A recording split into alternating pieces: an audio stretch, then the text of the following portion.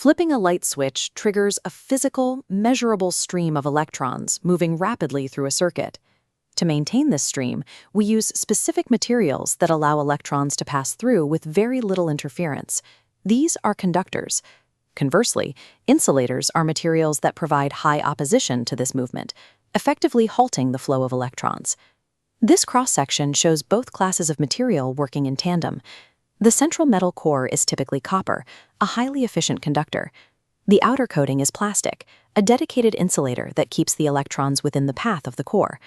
Pairing these two material types allows us to route power precisely to its destination, while preventing the current from jumping to surrounding objects. Materials exist on a broad spectrum of conductivity. Good conductors include silver, copper, and aluminum. Poor conductors, like water, air, and the human body, don't stop electricity. They restrict flow, often dangerously.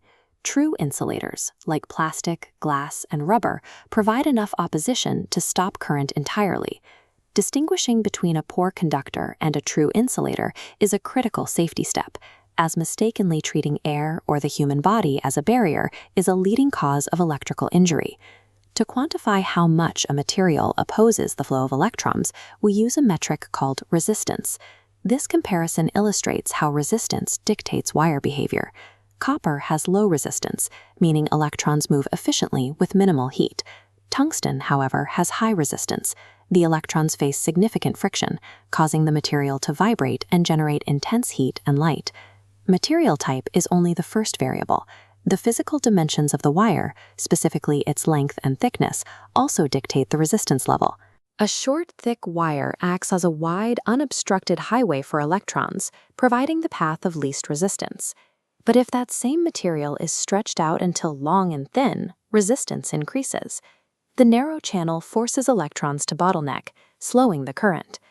We apply these rules to solve specific problems, using low-resistance copper to move power across a city, and high-resistance filaments to create light within a bulb.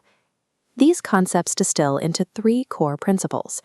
First, conductors enable the flow of electrons, while insulators stop it. Second, higher resistance levels generate heat and light. Third, a wire's thickness and length directly impact how much resistance a current faces. Considering the material spectrum we reviewed, can you identify where glass sits? And if you were designing a wire to carry a large current without heating up, would you make that wire longer or thicker?